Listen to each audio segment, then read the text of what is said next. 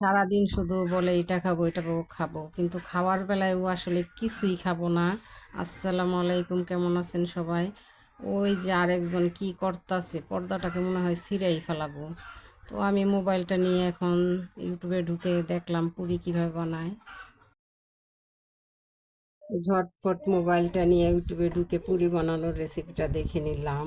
তো আটা আর তেল মিশিয়ে গুলতে থাকলাম, একটু লবণ দিলাম সামান্য, লবণ দিয়ে আটাটা ভালো করে মেশাতে থাকলাম। জানি না কেমন হবে, প্রথমবার চেষ্টা করতেছি, না যা হবে ভালোই হবে। পানি দিয়ে ডোটাকে সুন্দর করে নিলাম, তারপর ঢেকে এখন রেখে দিব আধা ঘন্টার জন্য, দেখি কি হয়।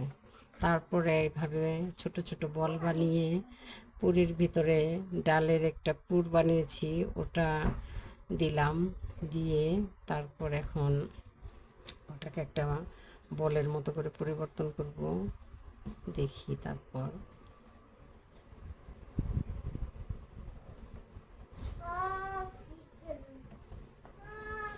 তো এখন কড়াই গরম হতে দিলাম তেল, আর একটা পুরি বেলে নিলাম, দেখি। না, ভালোই হচ্ছে।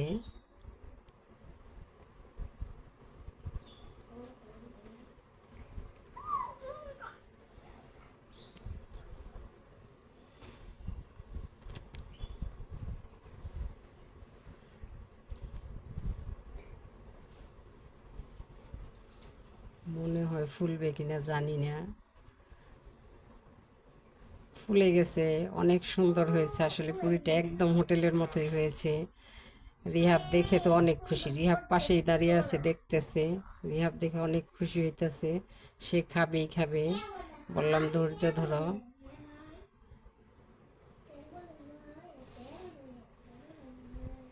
তো পুরিগুলো ভেজে নিচ্ছি।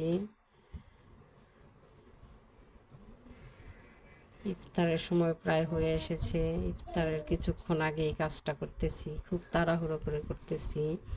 অবশেষে পুরিগুলো বানানো শেষ হলো। রিহাবের জন্য একটা ঝাল ছাড়া বানালাম, ও আবার ঝাল একদমই খেতে চায় না। তো রিহাব সুন্দর দেখাও তো এদিকে, শেষ হয়েছে নাকি? শেষ হয়েছে। এখন আরেকটা। তরমুজটা আসলেই অনেক ভালো ছিল, মধুর মতো মিষ্টি ছিল, রসমালাইয়ের মতো নরম। রিহাব খাইয়েই বলতেছে মধু মধু মধু। তো তাড়াহুড়া করে ইফতারির সময় হয়ে গেছে, সব কিছু ইফতারি করার জন্য বসে পড়লাম। আজকে ইফতারিতে তেমন কিছুই করি নাই, পুরি আর বিরিয়ানি শুধু করেছি। তো রুহান এক কামড় খাওয়ার সাথে সাথে বলতেছে আম্মু আমি নাকি পুরিতে লবণ দেই নাই, লবণের জায়গায় চিনি দিয়ে দিয়েছি। তো ইফতারির আনন্দটাই মাটি হয়ে গেল। আমি এখন মুখে দিয়ে দেখতেছি আসলেই আমি লবণ দিই নাই। তো আর কি, আর আবার পরের বার চেষ্টা করব। ভালো থাকবেন সবাই, এখন আমরা ইফতারি করে নেই।